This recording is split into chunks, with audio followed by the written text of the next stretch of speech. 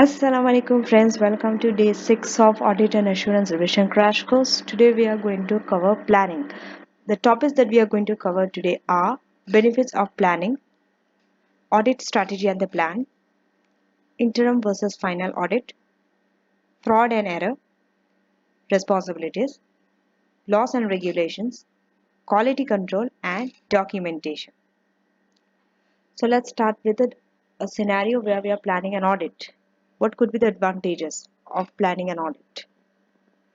One advantage, if you go towards the line left, the line that extends towards the left, audit planning helps to set a timetable. So if you set a timetable, it helps to do two things. One, you can meet the deadline, and the other thing, built in the review process, you can check on the progress, how you're performing. Are you lagging behind it, or are you performing the audit on time? So audit planning helps in that. Number two, if you go below the audit planning helps you to identify the problem areas very early, at a very early stage, before things actually go wrong at the later stage. So if you have a plan, it helps to identify a problem earlier. But if you don't have a plan, you don't know what the problems are. Hence, you will be struggling at the end to detect the error, to correct the error. But if you identify the problem area by planning the audit, you can prevent the errors and fraud from happening in the first instance. So that's another advantage. It helps you to identify problem areas. And once you identify problem areas, it helps you to assess and address those risks. So hence, once you address and assess risk, you can design an appropriate procedure based on the risk. Also, it helps you to assess materiality. And it also helps you to decide how much evidence do you need. Do you need intensive evidence, or do you need a very uh, not so detailed evidence? It helps you to decide on that. Planning helps you to decide on that. Then once you are addressing the risk and all, it also helps you to get the right people on the team, because if you are planning, you will be planning how many people you are taking on the team. Are they skilled enough? Do they have the experience? So the right people are on the team from the very early, the one who has the knowledge. So because of having the right people, your time is used properly, time is not wasted. And also knowledge of the business, you will have a knowledge of the business if you have an audit planning by doing analytical review. So because you are using the time properly, having a knowledge of the business by using the right people, it helps to increase efficiency and effectiveness.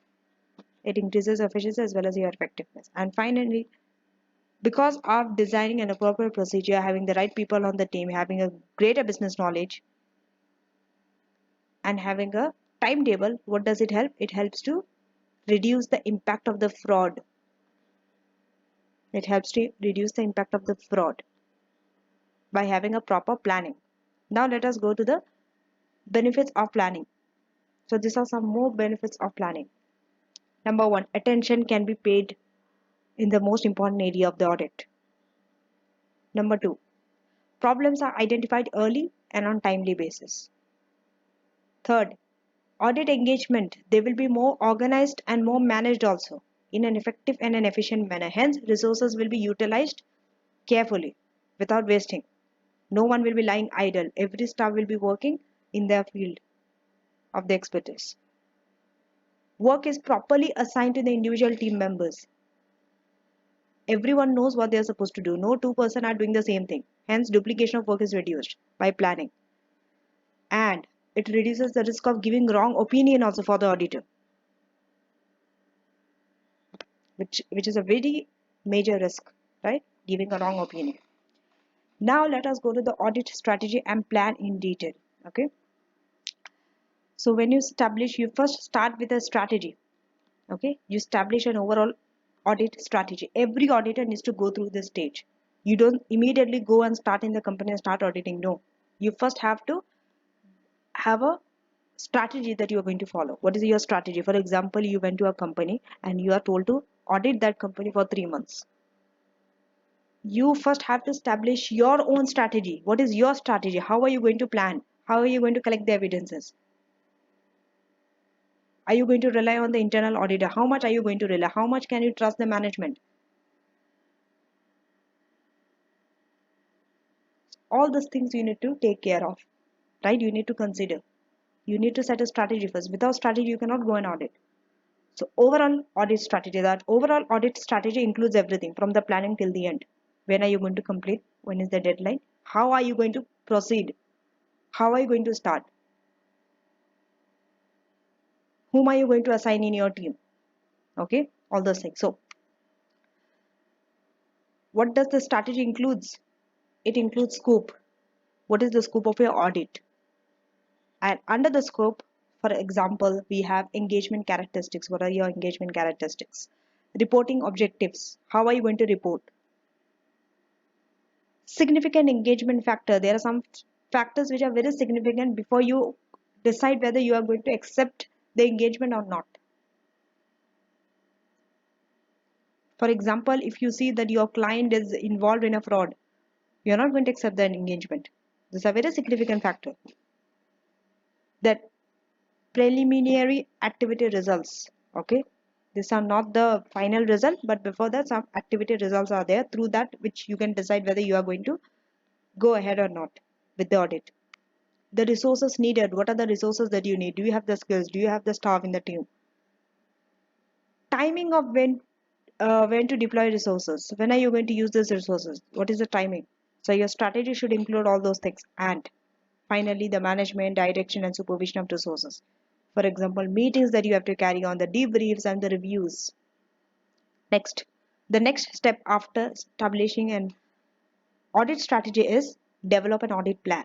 So audit plan comes after you build up a strategy. Okay. What are the things that is included in an audit plan? Let's see. It includes nature, timing, and extent of the risk assessment procedure. Then we have nature, time, and extent of further audit procedures if you need any. For example, it includes what audit procedures you are going to use, who should do them, who is the one who is going to do the audit procedures, and how much should be done.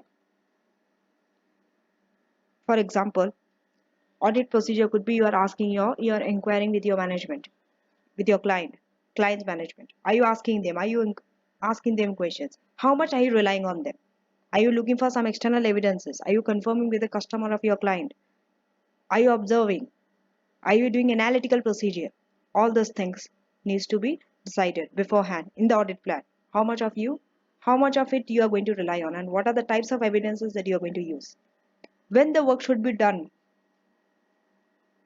Okay, you cannot keep on auditing forever according to your wish. There is a timeline, there's a deadline that you have to meet.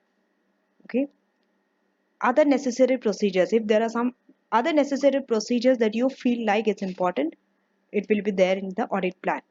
Then the last step is you start carrying out the audit procedure after you established your strategy and you have built up an audit plan. Remember that this strategies and this audit plan needs to be revised. Okay, it's revised very frequently.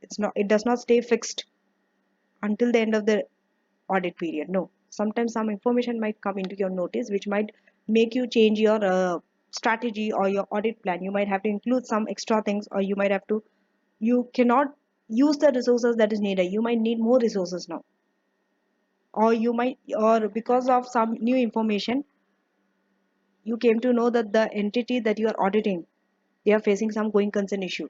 So you cannot rely on the management anymore. You have to use some external evidences. So these things have to be included in your plan. Next, interim versus final audit. These are two different types of audit that you do. Interim means you are doing it before the final audit. You are doing one audit which is not the final. Maybe it could be you are doing quarterly or in the middle of the year. Okay, there are three differences relating to interim audit and final audit. One is relating to the timing. Interim audit is done before the year end, final audit is done after the year end. Okay, interim audit, it has nothing to do with final audit. It is not going to interfere the year end procedure. Year end procedure you still have to do it whether you do the interim audit or not. And interim audit, if you do interim audit, you still cannot give warnings for specific problems because it's too early to give any warning for specific problems. Then, late enough to ease the pressure on the final audit.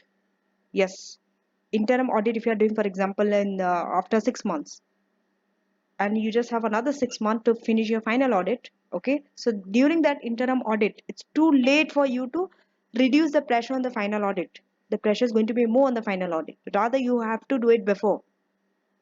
Okay, if you want to reduce the pressure on the final audit. Purpose. What is the purpose? Purpose of interim audit is what? Number one, to spread out the procedure. You are not going to do all the procedure in one day only. It spreads out the procedure, that you are going to do this procedure at this time, you are going to do this procedure in the interim period, some other procedures you will be doing in the final audit. So it helps you to spread out the procedure.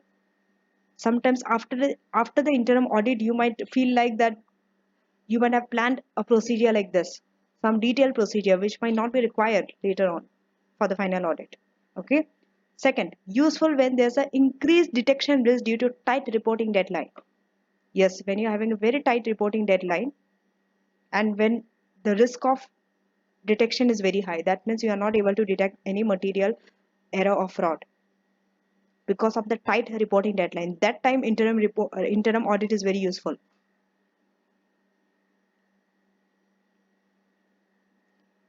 Because interim audit is done much earlier than the final audit. So this is helpful. Final audit, the purpose is to obtain sufficient and appropriate evidence to give opinion in the financial regarding the financial statements. Okay, and the auditors issue report after the final audit. After the final audit is completed only they will issue the auditor's report. Another difference is relating to the work that is performed between interim and final audit. You need to know this. Coming to interim audit, what are the works that are performed? Usually, you document the system, you evaluate the control whether it is working or not, you assess the risk that will impact on the final audit also, attend the perpetual inventory counts, and then you test two things. One is transactions for the year to the date. It could be any date, the interim audit. And material transactions. For example, purchases of new non-current asset. You will do test on this. Okay. Coming to the final audit. Just check how the work performed is different when it comes to final audit compared to the interim audit. Now you're obtaining evidence. You have already tested, you have already evaluated controls in the interim audit. Now what are you doing? You are obtaining evidence that the control that you have tested at the interim audit, are they working effectively or not up to now, up to the final audit?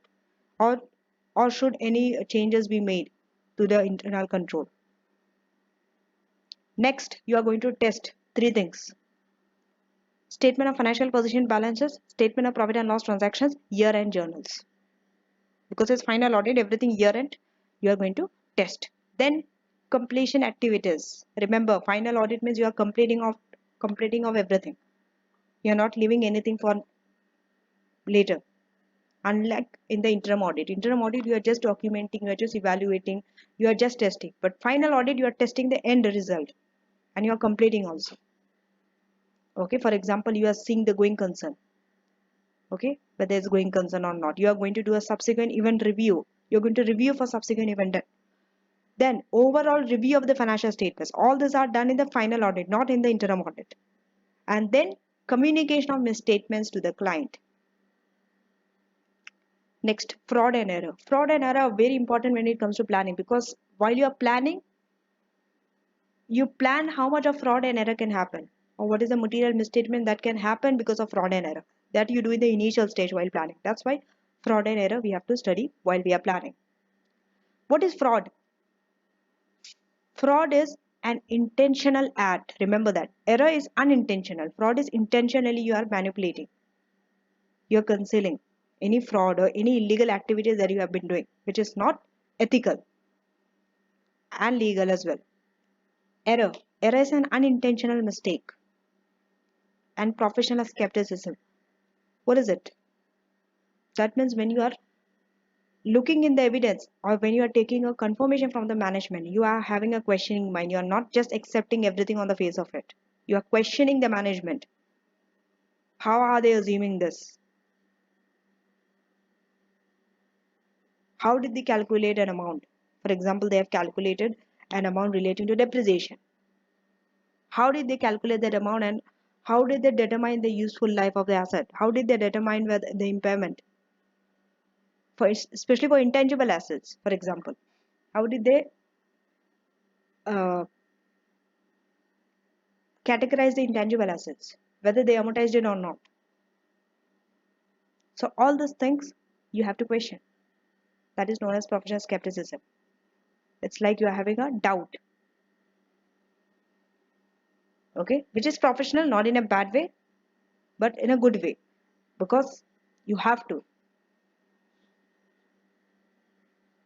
Next, risk of high fraud. When you're having a very high fraud, there are some risks. Number one, it reduces your reliance on the management representation. You cannot anymore rely on what the management says. It reduces. Next, even the internally generated evidence also, you reduce the reliance on it. You don't want to rely on the internally generated evidence because of the fraud. Rather, you increase your external evidences, externally generated evidences. For example, you started confirming with your with the client's customer. You start asking the bank rather than inquiring with the management. Risk of fraud is high. It reduces the materiality also. You reduce the materiality, and you increase the level of testing.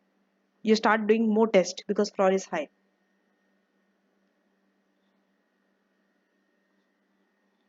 And the one thing is, why are you reducing the materiality? The other things are okay. It's pretty much easy to understand why you reduce the materiality when the fraud risk is high. The reason is, if you reduce the materiality, that means now you are now when you accept an error or a misstatement, you are accepting it at a very lower amount, not at a very higher amount, because fraud is high. Okay, that's why you are reducing the materiality.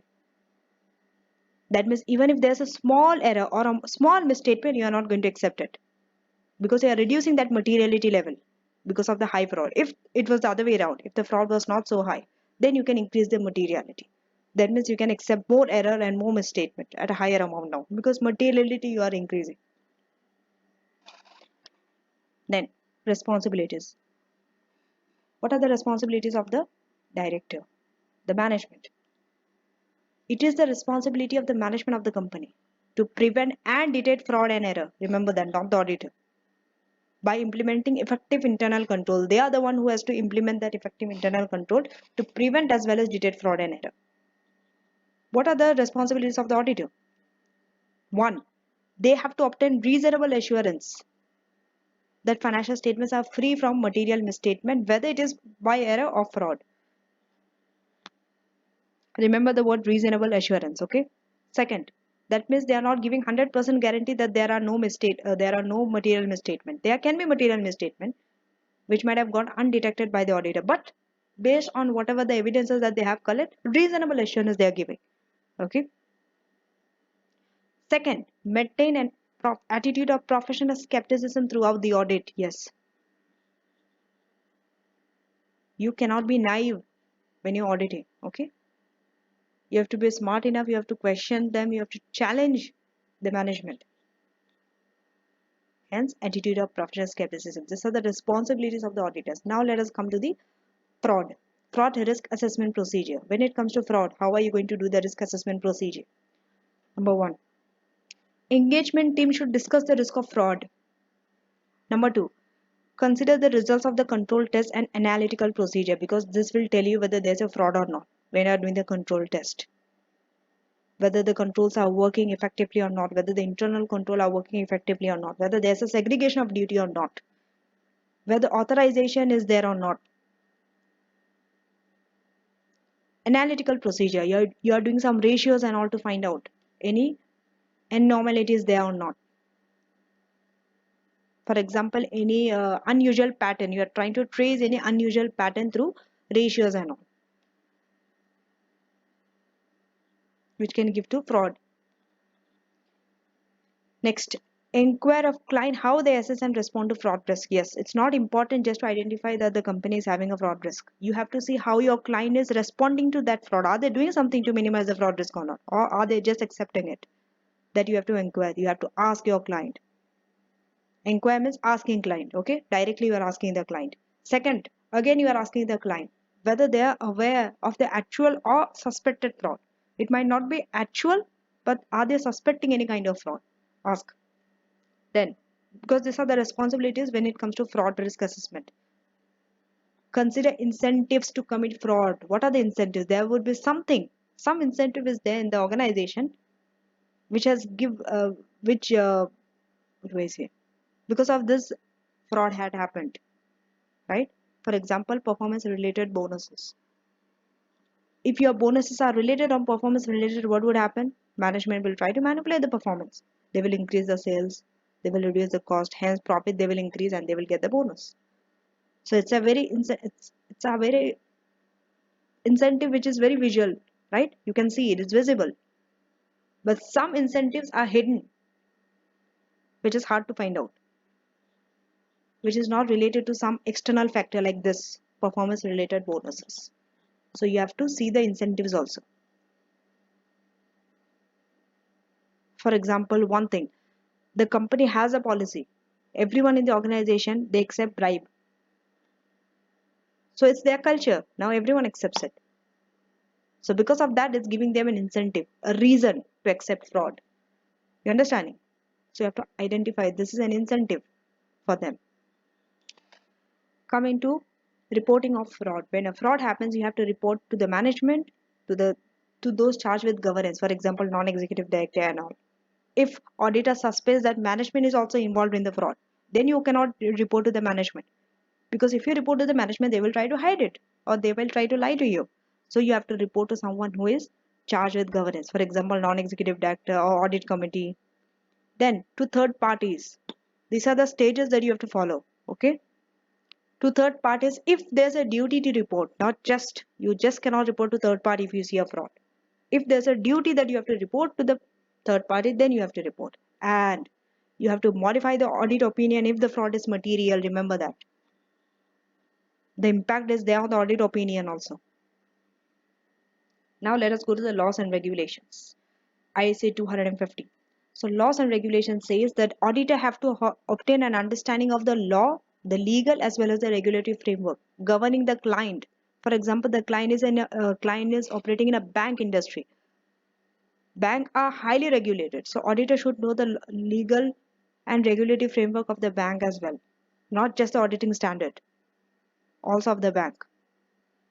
Second, perform procedure to identify instances of non-compliance. You have to perform such procedure where you can tell or identify whether non-compliance has taken place or not, because this will affect your financial statement. For example, are there any unrecorded fines or provisions? Unrecorded fine means when do you get fined? When you don't comply with a law, right? So if you have an unrecorded fine or provision, it shows that you have not complied with the legal laws or the standard. Okay. Next, you have to obtain a written representation from the management. Management should come and say that they have complied with all the laws and regulations. Okay. Next, if non-compliance is identified, then what? You have to report to the management and those charged with governance. And you have to consider whether non-compliance was deliberate. That means deliberately you are not complying. Then you have to cast a doubt over management integrity. That means you have to have a doubt over the management. Their integrity, are they honest? You just cannot rely on them blindly. You have to keep a watch over them. Doubt has to be there. Quality control. Quality control matters a lot during your planning, because when you're planning, quality has to be quality control has to be done from the beginning, not at the final stage, not at the final audit. Next, ISA 220. Okay, this is the standard for quality control for the audit of financial statements. Not anything. It is only for the audit of financial statements. Quality control relating to the audit of financial statements. Okay. Then firms should have a system of quality control to ensure. They should have this to ensure what? Compliance with professional standards. Are they complying with professional standards? For example, the auditing standard, the accounting standard, the IFRS standard, the IEA standard. Then report issues are appropriate in the circumstances. Because if you're having a quality control, good quality control, that means the report that is issued also will be of a good quality. They're appropriate. Then engagement partner, okay, it is his responsibility. He takes the overall responsibility for the quality, overall quality relating to the direction, supervision, and performance of the engagement. Okay, and an engagement quality control reviewer must be assigned for listed entities, and not only listed entities, also for those entities where there's a high risk engagements, focusing on significant matters in areas involving significant judgment. For example, if you see that an engagement is of a very high risk because significant judgment are required in that area, you have to appoint an engagement quality control reviewer. He will come and review the quality control because it's very highly risky area. One example is financial instruments, an entity which is heavily using financial instruments, derivatives and all. These areas, these are the areas which uses significant judgment, okay, very heavily. Hence, it's risky also. Firms' quality control processes must be monitored. It should be monitored to ensure that they are relevant, adequate, and operating effectively. Okay. Then we are moving on to the quality control in the direction. So when you're directing, you have to inform the team members of number one, their responsibility. What are their responsibility relating to the quality control?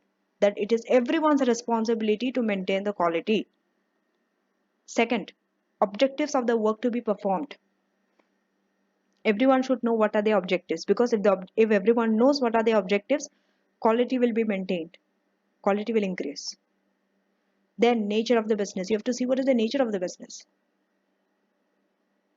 Okay,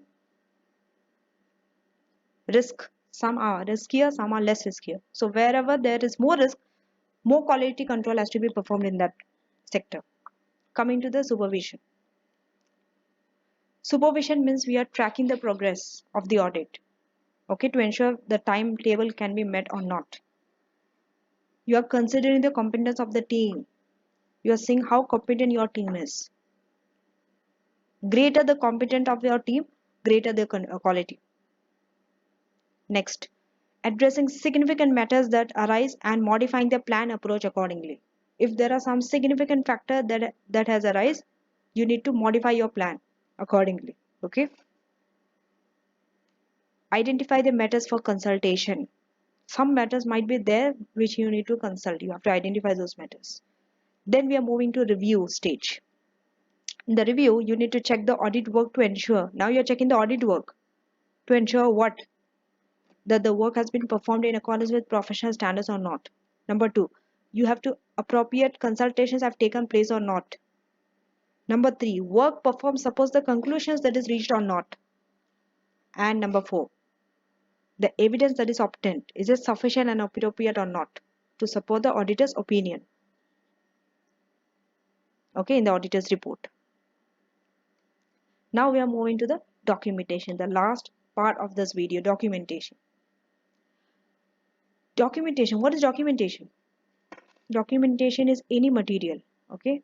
It could be stored electronically or in a form of a paper, okay? Usually referred to as working papers, okay? Which is prepared by, okay, it has to be prepared by, it has to be obtained, and it has to be retained by the auditor in connection with the performance of the audit. When you're doing an audit in a company, you have to maintain the working papers also relating to that audit. Okay. Now, The working papers must be sufficiently complete and detailed. It has to be detailed. You're not summarizing anything, you're writing detailed, and it has to be complete, up to date. Okay, so that anyone has an understanding of the audit, what has taken place, what are the procedures that the auditor did, how the auditor reached to the conclusion that he has reached. Next, working papers should record the auditor's reasoning on all significant matter. Okay, some area you cannot use evidences, you have to use your significant judgment. Those areas you have to record in your working paper, you have to write it down, how the auditors reached to that conclusion. Okay, working papers are split into two separate files. One is permanent file, the second one is current file. Permanent file includes anything relating to long term. For example, loan agreements. Loan is for long term, it's not only for 1 year. You need it forever. So loan agreements, title deeds, system documentation. System documentation is something that you permanently need it. The next one is current file.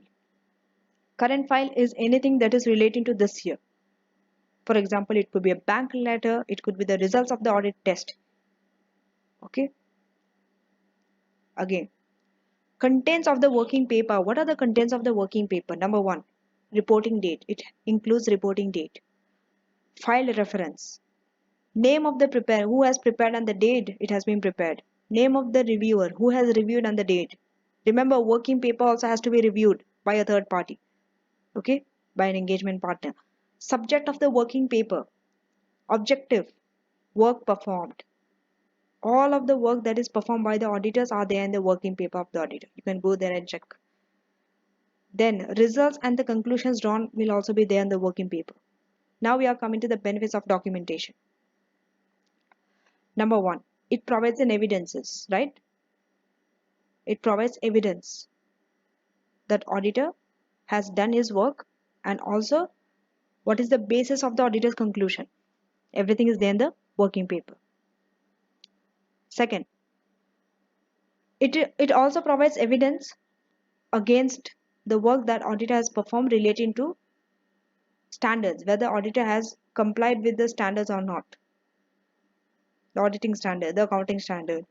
Third, it also helps in giving a direction, supervision, and review of the work. You can review your own work if it's documented.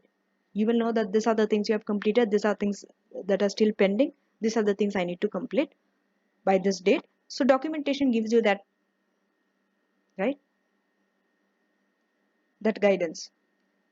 Enable the engagement team to be accountable for its work. How do you know how much work the engagement team has done if it's not documented? So that working paper, that when you document it, through that you can be held accountable for the work that you have done. The accountant, the auditor. It retains a record of matters of continuing significance for future audit. You will need it for future audit as well. You can use it for the future audit. Okay. Now, let us go to the basics. What are the basics of documentation? That means these are some basics everyone should know relating to documentation. Number one, these are required as evidence of work done. Okay. This is the evidence that the work that you have done. And it is also part of a quality control. So if someone wants to review your work, they can review your work and see. If it's not recorded, that means it didn't take place. If something is not recorded there, means it has not taken place. No evidence of the audit activity.